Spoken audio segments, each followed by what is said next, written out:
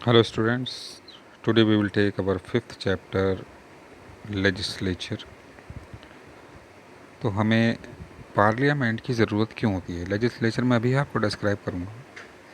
हमें पार्लियामेंट की ज़रूरत क्यों पड़ती है? Legislature is not merely a law making body, it is but one of the functions of the legislature. तो जहाँ पर हम लेजिस्लेचर की बात करें, ये वो बॉडी है जो हमारे इलेक्ट किए हुए लोगों से बनती है, यानी कि लोकसभा, उसको हम लेजिस्लेचर बोलते हैं। और इसका काम सिर्फ लॉ बनाना नहीं है, कानून बनाना नहीं है, ये इसके बहुत सारे कामों में से एक काम है। It is the centre of all democratic political process packed with action, walkouts, protest, demonstration, unanimity, concern and cooperation. और जो हमारा लेजिस्लेचर है, ये सारी पॉलिटिकल प्रोसेस का सेंटर है, सारे पॉलिटिकल डिसीज़न काम यहीं किए जाते हैं। और इसमें भी बहुत सारे एक्शंस इन्वॉल्व हैं। वॉकआउट्स हैं, बाहर चले जाते हैं लोग, प्रोटेस्ट विरोध करते हैं, डेमोन्स्ट्रेट प्रदर्शन करते हैं, यूनानिमिटी एक मत हो जाते हैं, कंसर्न विचार विमर्श करते हैं, और कोऑपरेशन एक दूसरे का साथ देते हैं। हर तरह का एक्शन यहाँ पर देखने को मिलेगा। तो legislature helps people in holding the representatives accountable. तो लेजिस्लेचर जो है लोगों को ये यकीन दिलाती है कि जो रिप्रेजेंटेटिव हैं वो उनके लिए उत्तरदायी हैं, मतलब उनके लिए ज़िम्मेदार हैं। कोई भी काम ऐसा ना हो यहाँ पर कि जिससे जनता को परेशानी हो।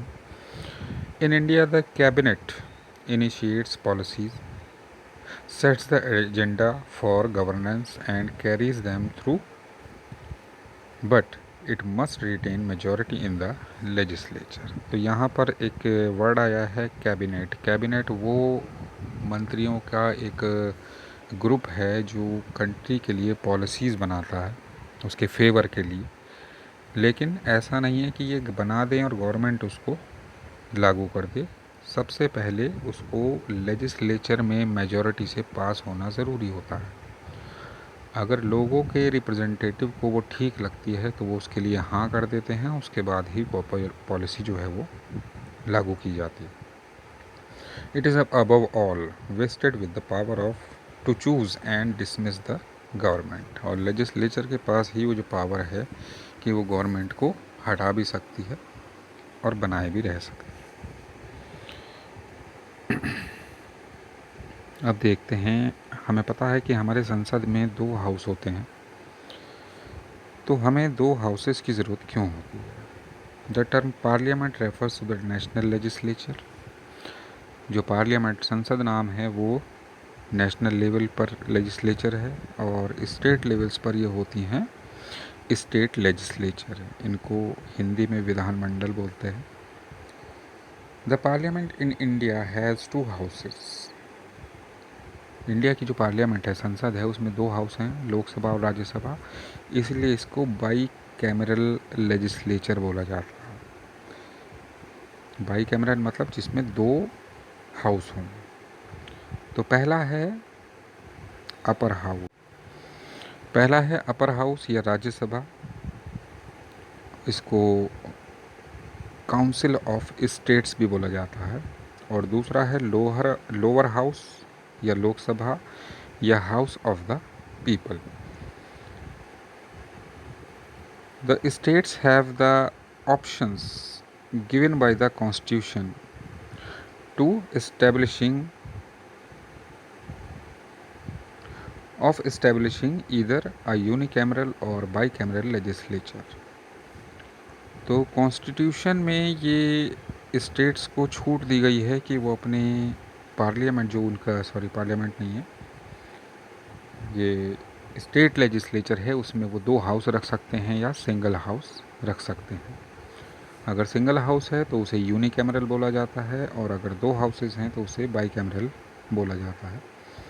और प्रेजेंटली सिर्फ 7 स्टेट्स हमारे इंडिया में ऐसे हैं जहां पर बाईकैमरल लेजिस्लेचर है, यानी कि 2 हाउस हैं। उसमें से हमारा यूपी भी 2 हाउस वाला है, एक विधानसभा और एक विधान परिषद। ये है लेजिस्लेटिव असेंबली और लेजिस्लेटिव काउंसिल, दोनों के इलेक्शन होते हैं। सो देखिए अगला, the advantage of a bicameral legislature is that it makes it possible to have every decision reconsidered. This ensures a double check on every matter. तो by cameral का जो advantage है, हालांकि इसमें डिसीजन लेने में थोड़ी टाइम लग सकता है, लेकिन इसमें जो पॉसिबिलिटी है वो ये है कि कोई भी डिसीज़न जो लिया जाता है वो 2 बार चेक होता है और ज़रूरत पड़े तो उसको चेंज भी किया जा सकता है, कि अगर किसी हाउस को लगता है कि हाँ इसमें कोई चेंज होना चाहिए, तो इसलिए ये फ़ायदे के लिए अच्छी चीज़ है। अब देखते हैं Rajya Sabha. The Rajya Sabha represents the state of India. Rajya Sabha जो है वो इंडिया की स्टेट्स को रिप्रेजेंट करती है। It is an indirectly elected body. इसके जो इलेक्शन हैं वो इनडायरेक्ट होते हैं, उसमें हम लोग इन्वॉल्व नहीं होते हैं। Its members are elected by the elected member of state legislative. तो जो MLAs और MLCs हैं वो इनको वोट देकर राज्यसभा में भेजते हैं, जो भी राज्यसभा का इलेक्शन लड़ते हैं। In Rajya Sabha the number of member to be elected from each state has been fixed by the 4th schedule of constitution according to the population.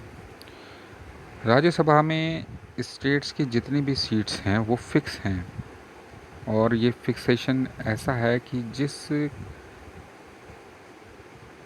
State में जितनी पॉपुलेशन होगी उसी के अकॉर्डिंग उसकी सीट राज्यसभा में फ़िक्स की जाएंगी। तो जो सबसे बड़ा पॉपुलेटेड जो हमारा स्टेट है वो यूपी है हमारा।